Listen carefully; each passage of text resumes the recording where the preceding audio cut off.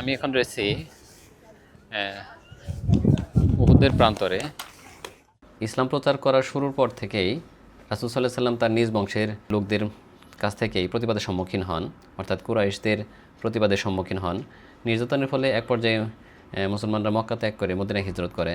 এরপর মদিনার মুসলিম এবং মক্কার কুরাইশদের মধ্যে একটা যুদ্ধ সংগঠিত হয়, বদরের যুদ্ধ। সেই যুদ্ধে মক্কার কুরাইশরা শোচনীয়ভাবে পরাজিত হয় এবং বদরের যুদ্ধে মক্কার অনেকগুলো গোত্রপ্রধান অর্থাৎ শীর্ষস্থানীয় ব্যক্তিরা নিহত হয়। এটা তারা খুব কোনোভাবে মেনে নিতে পারতেছিল না। এই যুদ্ধের প্রতিশোধ নেওয়ার জন্য তারা একেবারে প্রতিজ্ঞাবদ্ধ ছিল।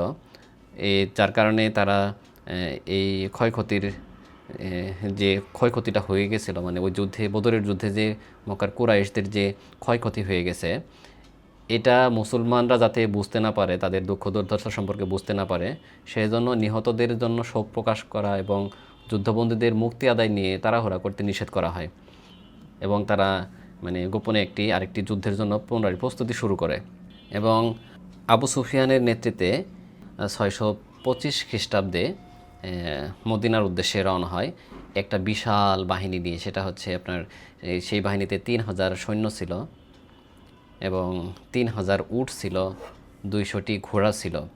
এবং এই বাহিনীতে তারা 15 জন নারীকেও সঙ্গে নিয়েছিলেন, যেমন আবু সুফিয়ানের স্ত্রী হিন্দু বিনতে উতবা সহ আরও 15 জন নারীকেও তারা যুদ্ধক্ষেত্রে নিয়ে এসেছিলেন।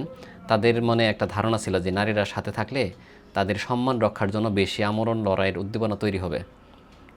তারা সরাসরি মদিনা আক্রমণ না করে শহরের নিকটে মানে একটা উপত্যকায় অতিক্রম করে কিছুটা ডানে উহুদের নিকটবর্তী এই জায়গাটাতে তারা শিবির স্থাপন করে। এই খবর শুনে মদিনার মুসলমানরা রাসূল সাল্লাল্লাহু আলাইহি সাল্লামের নেতৃত্বে সংগঠিত হওয়া শুরু করে যে যুদ্ধ তো মোকাবেলা করতে হবে, এবং তারা প্রায় 1000 জন সৈন্য সংগ্রহ করা হয়। তার মধ্যে আপনার 50 জন অশ্বারোহী ছিল, 100 জনের মানে বর্ম পরা ছিল, বাকিরা সব বর্ম ছাড়াই ছিল। তখন মদিনায় যখন যুদ্ধ প্রস্তুতি শুরু হয়, বিভিন্নজন বিভিন্ন মত দিতে থাকে। যে কেউ বলে যে মদিনার ভেতর থেকে প্রতিহত করা হবে তাদেরকে, আবার কেউ বলে যে না, মদিনার বাইরে গিয়ে আমরা তাদেরকে প্রতিহত করব। এর মধ্যে রাসূল সাল্লাল্লাহু আলাইহি সাল্লামের যে চাচা হযরত হামজা রাদিয়াল্লাহু আনহু, ইনিও বলেন যে না, আমরা মদিনায় না, মদিনার বাইরে গিয়ে তাদেরকে প্রতিহত করব, যাতে তারা পরবর্তীতে মদিনায় আক্রমণের সাহস না পায়। সেই অনুযায়ী তারা মদিনা থেকে রওনা দেয়।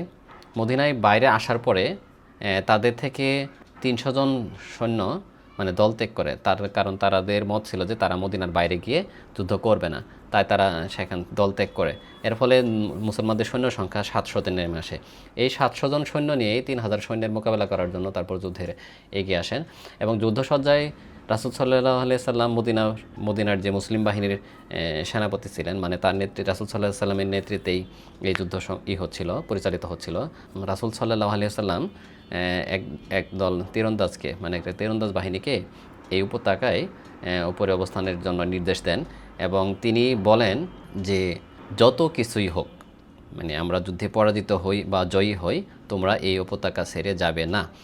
এবং কোনো অবস্থাতেই তোমরা যদি দেখো যে আমরা যুদ্ধে জয়ী হয়ে গেছি এবং অনেকেই গনিমতের মাল সংগ্রহ করতেছি, তারপরও তোমরা এখান থেকে সরে যাবে না। সেই পরিকল্পনা অনুযায়ী যুদ্ধ শুরু হয়। তারা তাবু গেড়েছিল, মুসলমান সৈন্যরা তাবু গেড়েছিল, এই জায়গাটা তাবু গেড়েছিল। আর এটি হচ্ছে পাহাড়। এবং রাসূল সাল্লাল্লাহু আলাইহি সাল্লাম এই যে এখানে তীরন্দাজদেরকে, মানে এই জায়গাটাকে রাসূল সাল্লাল্লাহু আলাইহি সাল্লাম তীরন্দাজদের অবস্থান করতে বলেছিলেন। প্রাথমিক পর্যায়ে মুসলমানরা খুবই ভালো ফলাফল করে এবং তারা মনে করে যে আমরা তো জয়লাভ করেছি। এবং উপরের যে তীরন্দাজগণ ছিল উপত্যকার উপরে, এরা খুবই ভালো করতেছিল, কারণ এদিক দিয়ে যখন খালিদ বিন ওয়ালিদ যখন ঘোড়া নিয়ে ভেতরে আসতে যাচ্ছিল, আক্রমণ করতে যাচ্ছিল, তারা তীরন্দাজগণ তাদেরকে প্রতিহত করতে পারতেছিল।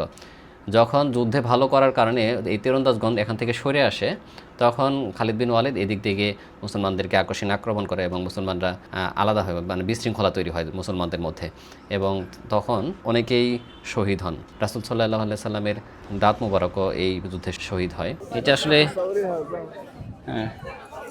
অনেক বড় ইতিহাস। এখানে সংক্ষিপ্ত আকারে আসলে বলা খুবই মুশকিল, সময় খুব সংক্ষিপ্ত, তাই সংক্ষিপ্ত আকারে তোলার চেষ্টা করলাম এখানে। এই যে হচ্ছে, এটা হচ্ছে খবরগুলো আর কি।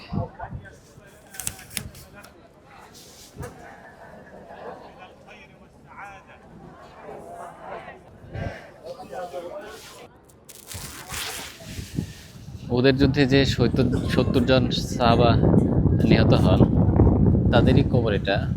মানে দেখে খুবই খারাপ লাগতেছে যে দিনকে প্রতিষ্ঠার জন্য তারা তাদের জীবনকে উৎসর্গ করেছেন।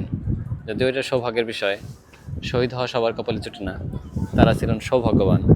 এই যুদ্ধ মুসলমানদের একটা শিক্ষণীয় একটা বিষয় ছিল যে, মানে এখানে অনেকগুলো শিক্ষণীয় একটা বিষয় ছিল যে যুদ্ধ একেবারে শেষ ফলাফল না দেখা পর্যন্ত যুদ্ধে নিজেকে বিজয়ী ভাবার কোনো সুযোগ নেই, এবং লোভটাকে বর্জন করা উচিত। কেননা সেই তীরন্দাজরা তো সেদিন যদি এই তাঁবু লুণ্ঠনের লোভ না করতো, তাহলে হয়তো বা এত সাহাবাকে নিহত হতে হতো না।